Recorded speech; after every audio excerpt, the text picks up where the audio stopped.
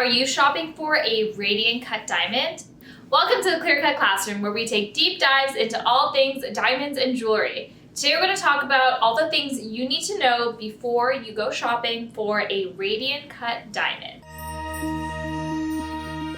Radiant cuts are a beautiful cut. They are known for their cut corners similar to an emerald cut and their beautiful sparkly facets. What's unique about a radiant cut is that they can come as a perfect square or a more elongated ratio. So the first thing that you need to figure out is if you are looking for a radiant cut, what type of radiant cut are you looking for and what ratio are you most interested in? Are you looking for something like a perfect square? That would be a 1.0 to like a 1.1 length to width ratio. Something slightly squarish but more rectangular, between a 1.15 to just under a 1.2 ratio, or anything more rectangular, above a 1.2 to maybe a 1.4 ratio. If you want something super long and skinny and very rectangular, then look above like a 1.35 to a 1.4 ratio. There's no right or wrong answer. It really is a personal preference. I would say that most radiants that you're gonna find are gonna fall between that 1.15 to 1.35 length to width ratio.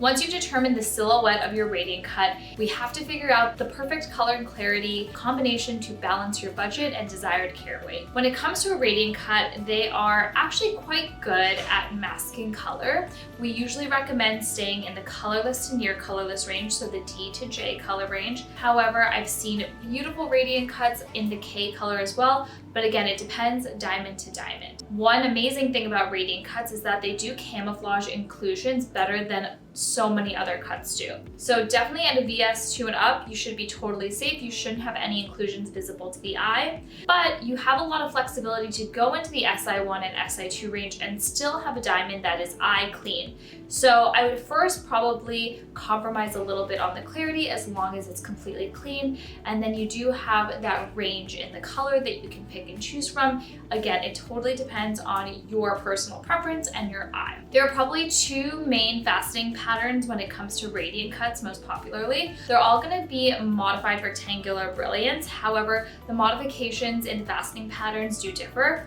The two most popular kind of faceting patterns you're going to see are kind of like more of a starburst effect, slightly longer, splinterier facets, and then of course the crushed ice effect, which are smaller facets, small sparkles, and kind of looks like a bag of crushed ice if you look into it.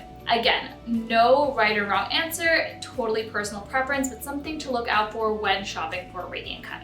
Like all fancy shapes, when you talk about carat weight, the heavier the carat weight doesn't necessarily mean the diamond's gonna look larger. You really have to pay attention to the dimensions and where the diamond holds its weight. You want the perfect balance where it's not too deep that it's holding too much weight at the bottom and it looks smaller from the top, and you don't want something too shallow where you're gonna lose a lot of its sparkle and brilliance. And this is something that we can help you with as well. The things that you need to know before shopping for a radiant cut is your desired length to width ratio for the silhouette of your stone, your desired color clarity combinations, your desired faceting pattern, and just to keep an eye out on where the diamond's holding its weight, the dimensions, rather than the actual carat weight. Let me know if you guys have any questions, and class is dismissed.